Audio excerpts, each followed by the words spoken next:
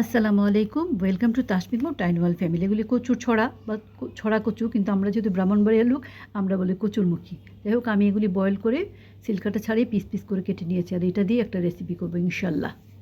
হাঁড়িটা দিয়ে দিয়েছি চুলায়,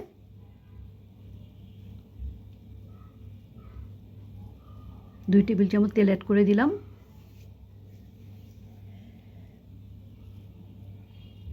দুইটা চেরা কাঁচামরিচ, একটা পেঁয়াজ দিয়ে দিলাম এখানে, দিয়ে অল্প আছে ভেজে নিব। 1 চা চামচ আদা বাটা, 1 চা চামচ রসুন বাটা অ্যাড করে দিলাম। ভালো করে ভেজে নিব, কাঁচা গন্ধটা চলে যাওয়া পর্যন্ত আদা রসুনের। লবণ দিয়ে দিলাম, দিয়ে অল্প আছে আমি কষিয়ে নেব। 1/2 কাপ পানি দিয়ে দিলাম, যেহেতু এখন গুঁড়ো মশলাটা ইউজ করব আমি। 1/2 চা চামচ করে হলুদ, মরিচ, ধনিয়ার গুঁড়ো অ্যাড করে দিলাম। আমি মশলা বেসিক্যালি একটু কম খাই, আর এটা তো পরিমাণে খুবই কম।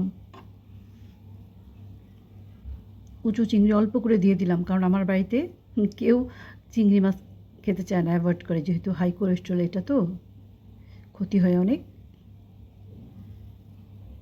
এবার কুচানো কচুরমুখিটা এখানে দিয়ে দিলাম, দিয়ে ভালো করে একটু কষিয়ে নেব। আর এই কচুরমুখিটা আমরা মাংস দিয়ে খাই, গরুর মাংস, মুরগির মাংস, ইলিশ মাছ, তারপরে ভর্তা করেও খাই, কাঁচামরিচ, ধনিয়া পাতা, সরিষার তেল দিয়ে। আর গরম পানি দিব এখানে আমি, এই জন্য গরম পানি করতে দিয়েছি।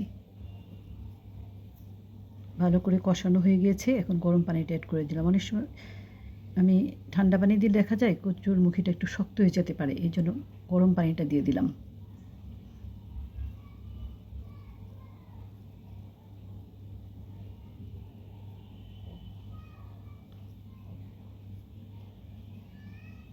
ঢেকে ঢেকে অল্প আঁচে রান্না করছি। 2টা ফ্রোজেন জলপাই আমি অ্যাড করে দিলাম।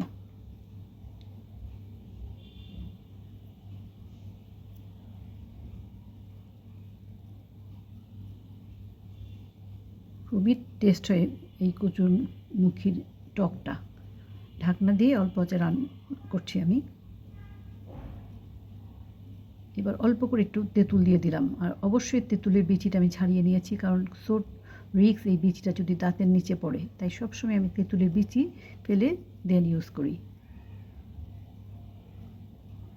1/2 চা চামচ চিনি দিয়ে দিলাম, তবে এটা এসেনশিয়াল না, আপনার যদি ভালো না লাগে দিয়েন না। আমি যেহেতু দিয়েছি এই কারণে, জলপাই দিয়েছি, তেঁতুল দিয়েছি, ওটার ব্যালেন্স হওয়ার জন্য টকটা আমি এই চিনিটা দিয়েছি।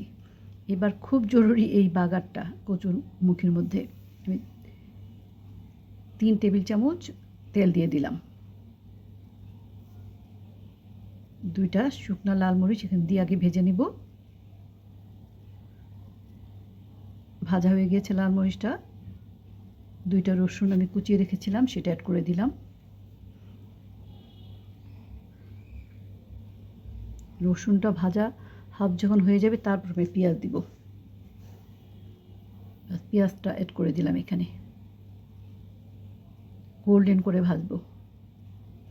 বৃষ্টি বর্ষায় বেসিক্যালি আমি একেবারেই ধনিয়া পাতা খাই না, পোকা কেঁচোর জন্য। তবে বারান্দা বাগান থেকে এই 3টা পাতা আমি নিয়ে আসছি, এটাতে দিব।